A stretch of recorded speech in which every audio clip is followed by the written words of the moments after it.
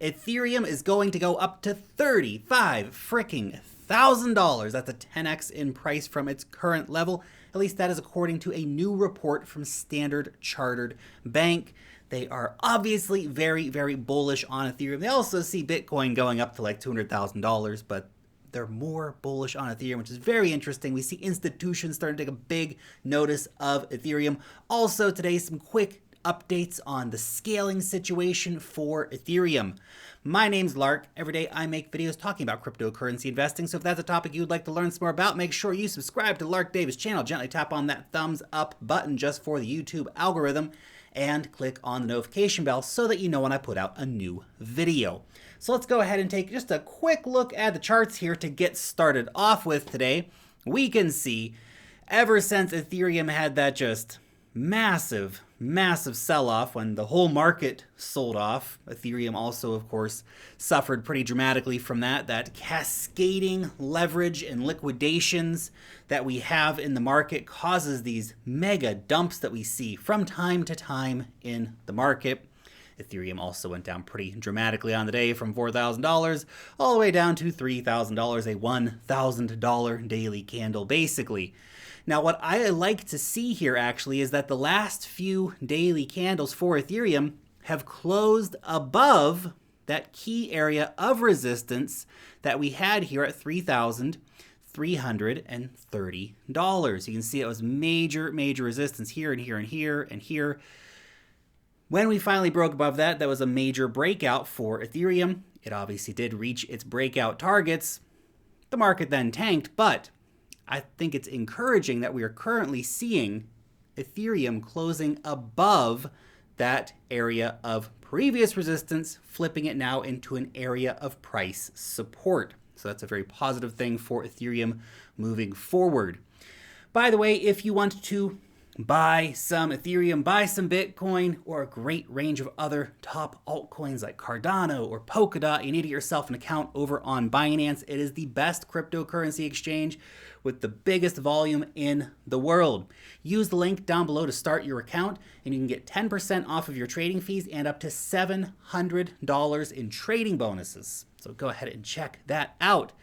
Now let's go ahead and talk real quick about just a fun statistic that I want to share with you.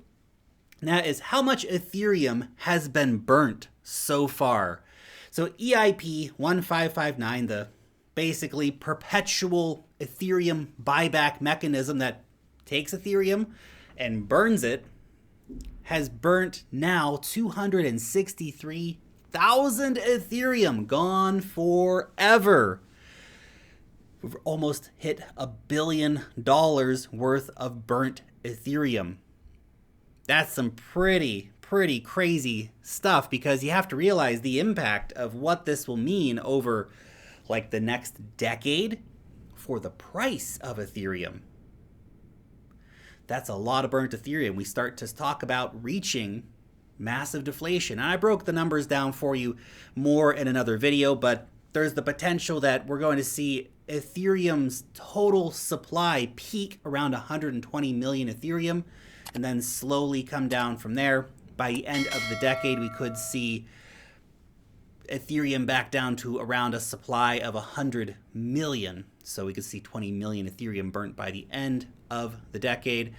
That at a time where we're going to see rising demand for Ethereum. Well, of course, we'll be well into Ethereum 2.0 and proof of stake and all that stuff in just a year or two's time, let alone zooming out towards the end of the decade. So all this burnt Ethereum, it's going to have a pretty serious price impact in the long term. So been pretty damn crazy what's been happening over the last couple of weeks with all this Ethereum being burnt. I just want to share it with you. I feel it's a crazy Ethereum statistic. Now let's talk about layer 2 scaling, because Ethereum fees continue to be crazy, man, crazy. I feel like every Uniswap transaction I've done this week has cost like at a minimum of $50. And I was going to go and do some DeFi stuff on Ethereum the other day, and I got to the point where I needed to, pay the fees to do it, and I was like, man, I just can't. It's like $300 or $400 to get in here. Like, it's just, sure, I'll make money on that DeFi farm, but it doesn't feel worth it. at those kind of fees, to be honest. So I've been doing a lot of farming over on Solana over the last couple of days. But the good news for Ethereum is that Layer 1 is finally getting some serious help from Layer 2 scaling solutions. Now, we've had Polygon for a while, which is a side chain for Ethereum, but more native integrations at Layer 2, Optimism and Arbitrum, those have been seeing a lot of adoption. We're seeing users actually start to use these Layer 2 scaling solutions, and this is a really positive thing. Now, you still have to move your assets from Layer 1 over to Layer 2. We don't have exchange support yet, which is probably the biggest barrier towards Layer 2 Ethereum success right now, is lack of exchange support. Now, Coinbase has come out and said they're going to support Polygon, they're going to support Arbitrum as well, and probably going to support Optimism. So we're going to see those major scaling solutions supported by one of the world's biggest exchanges, which will mean that you'll then be able to take, let's say, Ethereum or USDC straight from your Coinbase account and move it straight to Layer 2 without having to go to Layer 1 first, pay the big fee to get off Coinbase, then pay the big fees to move from Layer 1 to Layer 2, and then from Layer 2 back to Layer 1, back over to Coinbase. You'll just cut all that out when you have those straight withdrawals. It'll make it so much easier for people to use Layer 2 scaling solutions for Ethereum. Now, we've seen these picking up not just volume, but also, here's a very interesting thing, recent findings indicate that Ethereum Layer 2's ecosystem is now processing more daily transactions than the Bitcoin network. Now, you got to keep it in perspective. Bitcoin's a bit of a dinosaur. It does 3 to 5 transactions per second, so it's very limited about what it can do. And the Ethereum Layer 2 scaling solutions can literally scale out to thousands upon thousands of transactions per second per scaling solution. So that's Starkware, that's Optimism, that's Arbitrum. They can all do thousands of transactions per second.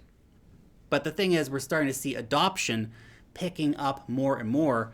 Flipping Bitcoin in transaction numbers, it's cool. It's not that big of a thing because Bitcoin's kind of slow, but it does show that people are actually starting to adopt these Layer 2 scaling solutions, which is most important because you need people to use these things. And people are starting to use them, which is very positive. You can see here, this is an overview of the total value locked in Layer 2 scaling solutions. So we can see there's been a very big pickup. We've more than doubled in just a few weeks, actually. So this was, I guess, started about a month. So we've more than doubled in about a month here. The biggest Layer 2 protocols right now, DYDX, that is a perpetual swap margin trading exchange on Layer 2 powered by Starkware. So that's got about $250 million total value locked in it. Loopring, that is the second biggest Layer 2 protocol right now for Ethereum. We talked to the team in Wealth Mastery this week. Very interesting protocol and what they're doing, expanding right across the DeFi space. Optimism and Arbitrum, obviously, those are the two that have been getting the most press recently. I think people are most excited about these for the potential of the technology that's being brought forward here by both Optimism and Arbitrum. They combined are about $250 million in total value locked. So it's picking up. It's picking up, right? You have to remember both of these were zero just a few weeks ago. Arbitrum just came online like last week. Optimism came online a few weeks ago. So these were at 0. It's picking up fast. It's moving fast. So people are starting to adopt Layer 2s, which is a very nice thing. But like I said, we need to have exchange support. One Layer 2, we can call it scaling solution. Technically, an Ethereum sidechain, Polygon, has started getting that Layer 2 support from exchanges. So we're actually seeing some exchanges letting you now withdraw straight to the Matic network, to the Polygon network. That is obviously very important. Just some fun statistics to share with you here too about Polygon and NFTs, because one of the crazy things that's driving so much burnt Ethereum right now is, of course, all the people FOMOing into every NFT they can get their hands on over on OpenSea, and the fees for doing so are basically redonkulous at this point. If you're trying to buy an NFT for, let's say, what would it be? A few $100, right? $200-300 NFT, chances are you might end up paying more in gas fees to buy that NFT than the NFT is worth. Or if you're trying to list NFTs for sale, again, you're going to run into those similar problems. Ethereum NFTs on OpenSea are really for rich users only. But then you have the likes of Polygon stepping in and offering NFTs as well via OpenSea. So 70% of the OpenSea NFT sales in August were for less than $100. That is an incredibly important user base to be catering to. Most people can't afford hundreds of dollars for just a transaction fee, let alone the thousands of dollars for the NFT on top of that. So here people can actually go out and get affordable NFTs. I think that's really, really cool. 190,000 users have traded NFTs on OpenSea using the Polygon network. That is very, very great to see that we are basically having a lot of people taking this major Ethereum sidechain seriously and starting to actually invest in the NFTs on it.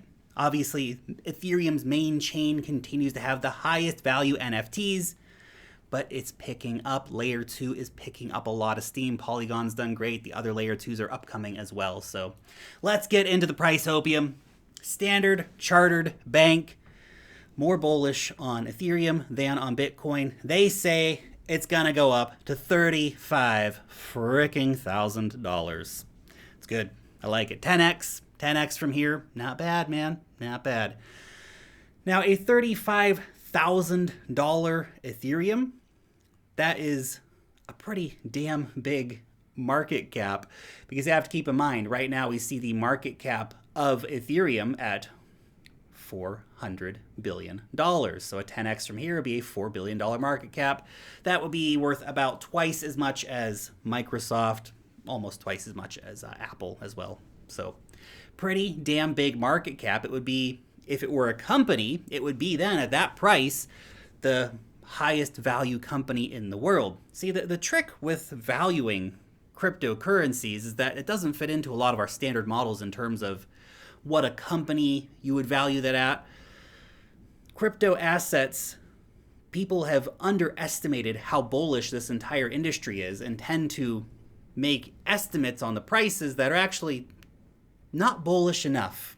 Not bullish enough. As we say, you're not being bullish enough around here, right? These guys, $35,000 price prediction, pretty good, especially when you, of course, account for all the extra stuff, the burning of Ethereum and the triple halving coming and the moving to proof of stake and the change of economics resulting from that and the hoarding of Ethereum to stake the Ethereum and restake the Ethereum, all that fun stuff. But why do they think Ethereum over Bitcoin? Why do they think that Ethereum's going to pull a 10x where Bitcoin's only going to do like a 3x from here? So they think, yeah, look, maybe 3 or 4x for Bitcoin. Maybe it gets up to $175,000. Ethereum could go as high as $35,000. Well, they say Ethereum is more like a financial market in which transactions like lending and insurance and exchanges can operate. Main idea here, Ethereum does so much more. It accrues so much more value to it than Bitcoin does. Bitcoin, you buy Bitcoin, you hold Bitcoin, you wait for the number to go up. If you're a particularly adventurous Bitcoiner, maybe you go and lend it on a centralized platform like Celsius, for example. If you're less chain agnostic, you're going to wrap your Bitcoin and take it over to Ethereum and earn some better yield on it, potentially. Play around and DeFi with it. But Ethereum, it's the nexus of so much innovation. Lending, borrowing, gaming, art, DAOs, real estate, bonds, stablecoins. The list goes on and on and on and on and on of the potential use cases that are enacted now, or the potential use cases that are being cooked up. We have the first versions of them. We have things coming down the pipeline. All of this stuff is happening with Ethereum. All of that brings the value of Ethereum up, creates more demand for Ethereum, which of course pushes the price up to $35,000, apparently. So I think that this is actually a realistic price expectation. Normally when we see these kind of price predictions come out, it's like, you guys are, what are you guys on? Like Fidelity's $1 billion Bitcoin price hopium stuff? That was crazy, man. That was crazy. $35,000 Ethereum? That's not that crazy. I could see Ethereum getting up to $35,000 when you factor in everything that's going on. I've frequently talked about Ethereum going up to $15,000 to $20,000, which would give it a similar market cap to Apple, for example. This is not that much beyond that. This would basically say Ethereum could become the most valuable company. Not that it's company, right? Again, it's hard to value this technology. It's hard to properly put these price estimates on it long term. But I think if we did get up to a $35,000 price tag for Ethereum, that's the point where you're not going to get another 10x out of it, right? That is the 10x. Ethereum to $35,000, you're probably going to see a lot more price stability come in for the asset around that level. I mean, it's a $4 trillion market cap. It's pretty damn substantial, but $35,000. I see it. I can definitely see that happening. But what about you? That's your question for today. Do you think that one day Ethereum can hit $35,000 per coin? Or is that just a little bit too bullish? Or is Standard Chartered Bank not being bullish enough and you think we're going to go even higher? Let me know down below in the comment section. Thanks so much for watching today's video, and peace out till next time.